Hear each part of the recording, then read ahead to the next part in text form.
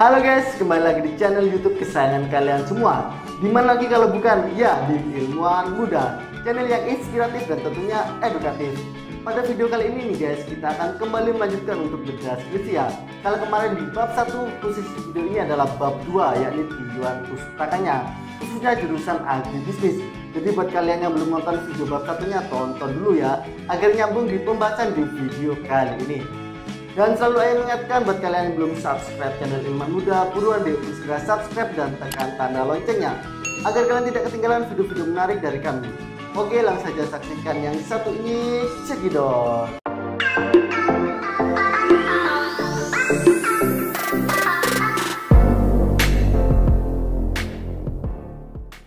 Halo Sobat Ilmuwan Muda, kemarin kita sudah membahas terkait bab 1 ya. Sekarang kita akan lanjut untuk membahas bab 2. Oke, bab 2 ya. Nah, bab 2 sendiri teman-teman disebut banyak ya istilahnya. Ada yang menyebut tinjauan pustaka, lalu ada juga landasan teori, ada juga yang mengatakan studi literatur, dan ada juga tinjauan teori. Nah, tapi di bab 2 di skripsi kali ini namanya adalah tinjauan pustaka.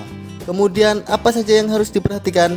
Yang pertama teman-teman, 1. Ide pokok yang digunakan sama seperti pendahuluan atau latar belakang, akan tetapi lebih disempurnakan lagi. Apa maksud disempurnakan di sini? Disempurnakan berarti dijabarkan lebih luas lagi, karena isi dari bab 2 tentu lebih banyak daripada pendahuluan, meskipun ide pokok yang dikembangkan sama. Jadi sama teman-teman, membahas tentang bayam, bagaimana dalam produksinya bayam dapat dibudidayakan secara konvensional, yaitu sistem budidaya dengan menggunakan media tanah sebagai media tumbuhnya, dan budidaya tanpa media tanah seperti hidroponik, aquaponik, dan aeroponik. Ide pokok kedua berarti hidroponik ya. Lalu seperti usaha lain pada umumnya, usaha pertanian bayam memiliki risiko tersendiri pada tiap subsistemnya, seperti risiko produksi, risiko harga atau pasar, serta risiko kelembagaan. Jadi ide pokok selanjutnya adalah analisis risiko, yang mana risiko ini perlu diperhitungkan dalam perencanaan bisnis sehingga perlu adanya identifikasi risiko. Lalu kajian pustaka di sini ada beberapa subbab teman-teman. Yang pertama ada 2.1 definisi produksi, lalu 2.2 hidroponik, kemudian yang 2.3 bayam, lalu 2.4 risiko, 2.5 manajemen risiko, 2.6 risiko dalam agribisnis, 2.7 diagram tulang ikan atau fishbone, lalu 2.8 house of risks atau HOR, lalu 2.9 diagram Pareto, kemudian 2.10 penelitian terdahulu, dan selanjutnya yang 2.11 kerangka pemikiran. Oke, mari kita bedah isi bab 2-nya satu persatu. Yang pertama, 2.1 definisi produksi. Pada poin ini dijelaskan beberapa literatur terkait produksi. Misalnya saja dalam arti sempit, pengertian produksi hanya dimaksudkan sebagai kegiatan menghasilkan barang, baik barang jadi, setengah jadi, barang industri, suku cadang atau spare part maupun komponen-komponen penunjang. Ini menurut Fuad tahun 2009. Kemudian bagian hidroponik. Pada poin ini dijelaskan beberapa literatur terkait hidroponik. Misalnya saja, hidroponik berasal dari bahasa Yunani, yaitu hydro yang berarti air dan ponus yang artinya daya, tenaga atau tenaga kerja. Berdasarkan pengertian di atas, maka hidroponik dapat diartikan sebagai menanam menggunakan air atau tenaga kerja air. Dengan kata lain, hidroponik merupakan sistem bertanam tanpa menggunakan media tanah. Ini menurut Pairu tahun 2018. Lalu lanjut bagian 2.3, yakni bayam. Pada poin ini dijelaskan beberapa literatur terkait bayam. Misalnya saja terkait pengertian bayam, sejarah bayam, penggambaran secara morfologi, anatomi, klasifikasi, kandungan yang terdapat pada bayam, manfaat, dan literatur lain yang dianggap perlu untuk disampaikan. Pada poin 2.3 bayam ini oleh penulis dibagi lagi menjadi sub-subbab yang lebih spesifik lagi, yakni 2.3.1 yakni syarat tumbuh bayam hidroponik. Kemudian yang 2.3.2 yakni proses produksi bayam hidroponik. Selanjutnya poin 2.4 risiko. Pada poin ini dijelaskan beberapa literatur terkait risiko. Misalnya saja menurut Hanson tahun 2004, Risiko umumnya digambarkan sebagai ketidakpastian yang mempengaruhi kesejahteraan individu dan sering dikaitkan dengan kesulitan dan kerugian. Pada poin 2.4, risiko oleh penulis dibagi lagi menjadi subbab yang lebih spesifik lagi, yakni 2.4.1 ada risiko dari sudut pandang penyebab, lalu 2.4.2 risiko dari sudut pandang akibat, dan 2.4.3 konsep risiko. Kemudian lanjut yang 2.5 manajemen risiko. Pada poin ini dijelaskan beberapa literatur terkait manajemen risiko. Misalnya saja, manajemen risiko adalah usaha yang secara rasional ditujukan untuk mengurangi kemungkinan terjadinya kerugian dari risiko yang dihadapi. Ini menurut Cassidy tahun 2010. Selanjutnya subbab ke 2.6 risiko dalam agribisnis. Pada poin ini dijelaskan beberapa literatur terkait risiko dalam agribisnis. Misalnya saja, menurut Huirne tahun 2003, kegiatan pertanian yang banyak dilakukan di luar ruangan sangat bergantung pada kondisi cuaca serta serangan hama dan penyakit, sehingga dapat dijadikan sebagai contoh risiko yang menonjol yang dihadapi dalam agribisnis. Lalu lanjut bagian 2.7, diagram tulang ikan atau fishbone. Pada poin ini dijelaskan beberapa literatur terkait diagram tulang ikan atau fishbone. Misalnya saja terkait menurut Triono tahun 2012, diagram tulang ikan merupakan teknik yang sering digunakan dalam mengidentifikasi masalah atau penyebab dalam manajemen mutu. Diagram tulang ikan sering juga disebut sebagai Ishikawa diagram yang ditemukan oleh Kaoru Ishikawa pada tahun 1990 dari Universitas Tokyo. Selanjutnya poin 2.8 House of Risk atau HOR.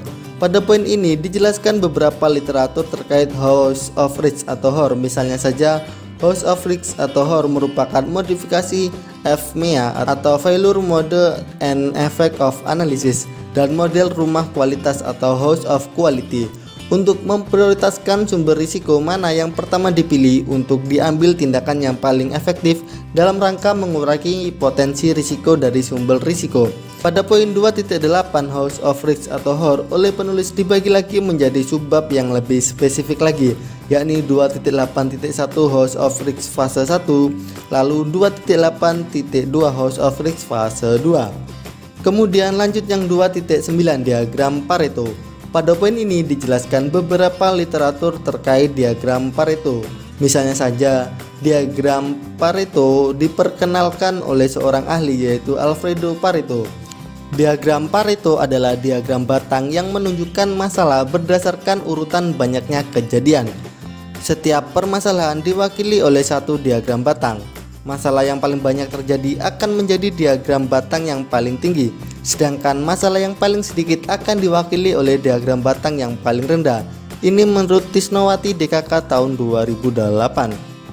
Kemudian poin 2.10 penelitian terdahulu. Adapun beberapa hasil penelitian terdahulu yang meneliti terkait risiko pada produk pertanian yang dapat digunakan sebagai acuan dalam penelitian ini, baik yang menggunakan metode yang sama maupun berbeda sebagai berikut. Pada poin penelitian terdahulu ini bisa kita buat tabel biar lebih mudah ya, seperti yang dilakukan oleh penulis skripsi ini, yakni bisa kita lihat pada tabel 5, yakni matriks penelitian terdahulu. Di sini penulis memaparkan 5 penelitian terdahulu ya, tapi di sini akan kita tampilkan 3 saja. Yakni yang pertama menurut penulisnya Novianti tahun 2011 ya. Penelitiannya terkait analisis resiko produksi bayam dan kangkung hidroponik pada Parung Farm Kabupaten Bogor, Provinsi Jawa Barat. Persamaan dengan penelitian penulis yakni menganalisis sayuran hidroponik bayam. Perbedaan penelitian oleh Novianti dan penulis ini menggunakan metode variance, standard deviation, dan koefisien variation. Kemudian penelitian yang kedua yang diacu oleh penulis adalah penelitian oleh Anissa tahun 2017 dengan judul penelitian analisis risiko produksi susu kambing di CV Sawangan Farm Dairy. Persamaan dengan penelitian penulis yakni menggunakan metode HOR, diagram tulang ikan, dan Pareto sebagai alat analisis. Perbedaannya yakni pada objeknya ya. Kalau pada penelitian Anissa ini objek yang diteliti yaitu susu kambing.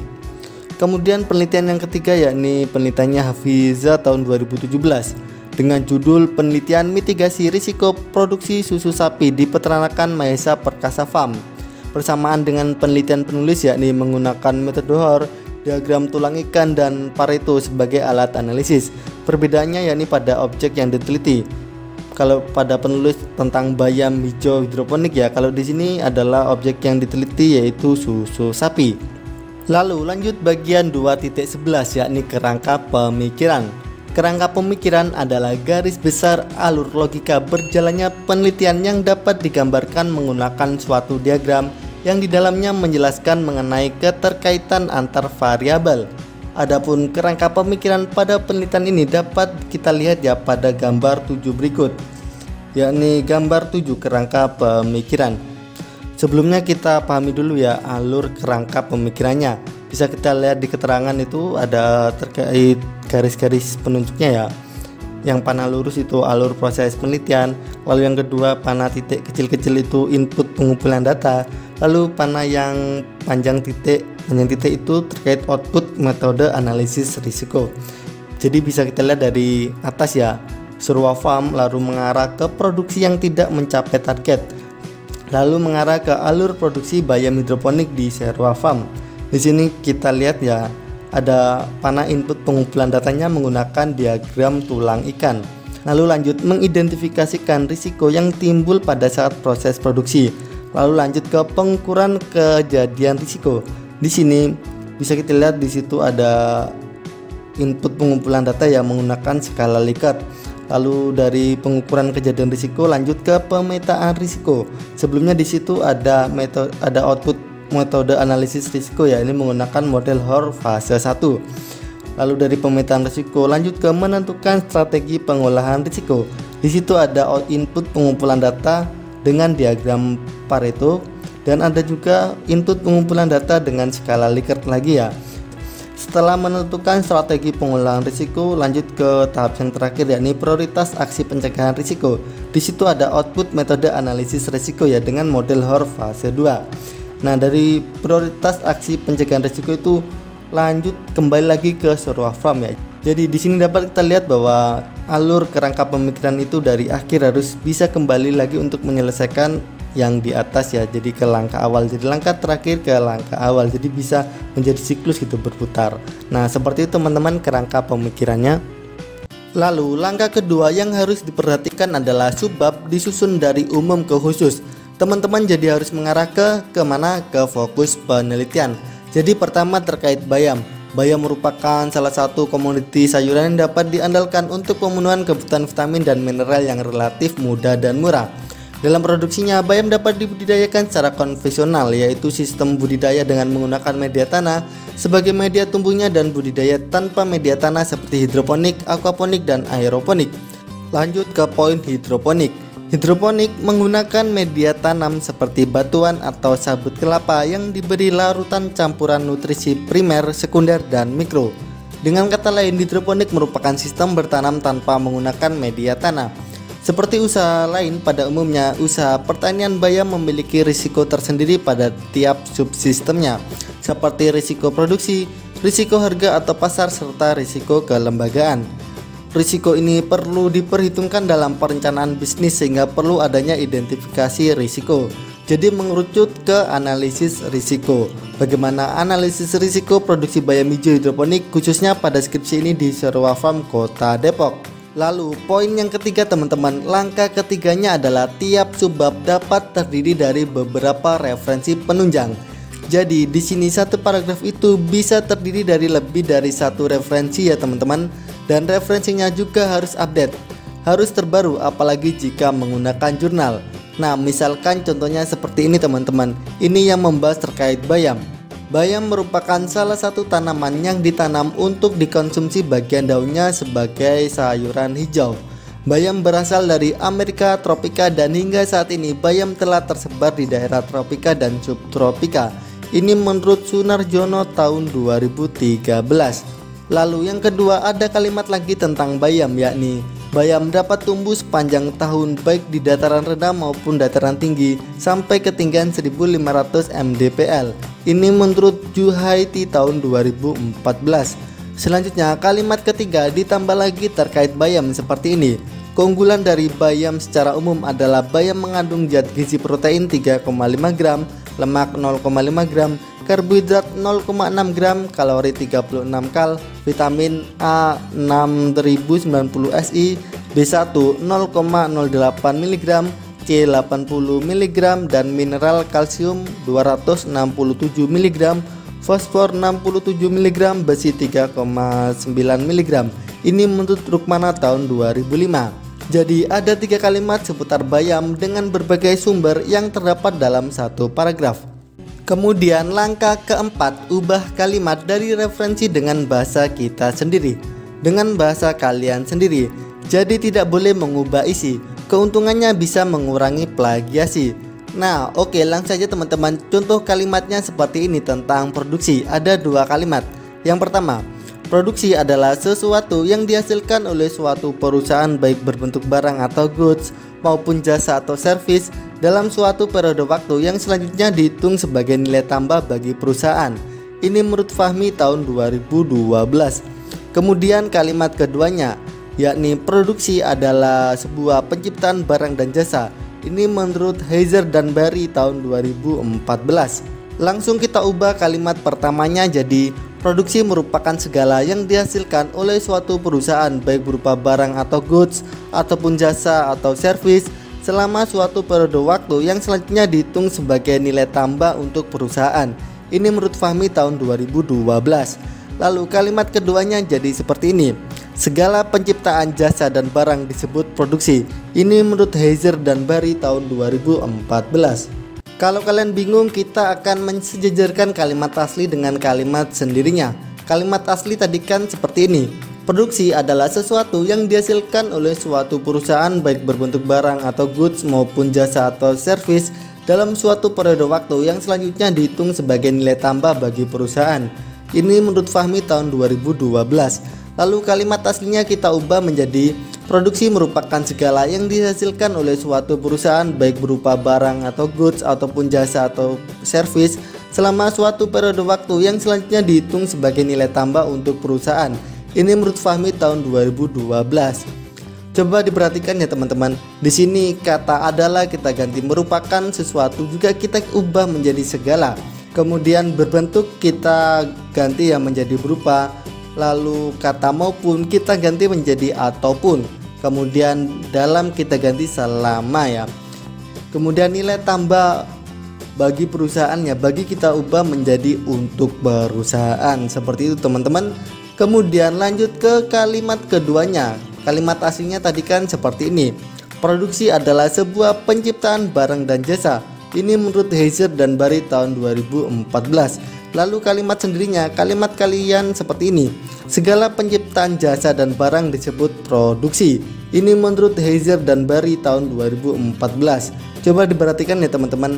Kalau tadi kalimat produksi adalah kan di awal, kita balik di sini langsung jadi segala ya, sebuah kita ubah menjadi segala. Kemudian penciptaan barang dan jasa kita balik jasa dan barang. Kemudian kalau tadi produksinya di awal, kita ganti sekarang produksinya di akhir, jadi disebut produksi. Produksi adalah kita balik menjadi disebut produksi gitu. Seperti itu teman-teman. Jadi intinya parafrase adalah penyajian kembali atau penulisan ulang sebuah konten atau pernyataan yang telah dibuat oleh orang lain dengan menggunakan kata-kata sendiri tanpa mengubah maknanya. Kita bisa mengganti katanya menggunakan sinonimnya, dan kita juga boleh merubah susunan katanya asalkan dengan catatan tidak boleh mengubah maknanya. Jadi harus tetap mempertahankan inti yang disampaikan dari referensi yang kita gunakan. Seperti itu teman-teman, semoga dapat dipahami. Nah, bagaimana teman-teman sobat ilmuwan muda? Itu tadi adalah bedah skripsi ya, khususnya di bab 2 tinjauan pustakannya skripsi jurusan agribisnis. Buat kalian yang masih bingung, jangan sungkan-sungkan, langsung saja tanyakan di kolom komentar di bawah ini. Dan apabila menurut kalian video ini bermanfaat, jangan lupa untuk like dan share video ini ke teman-teman kalian semuanya. Oke, cukup sekian dari Ayam. Salam dari kami, salam ilmuwan muda. Bye-bye.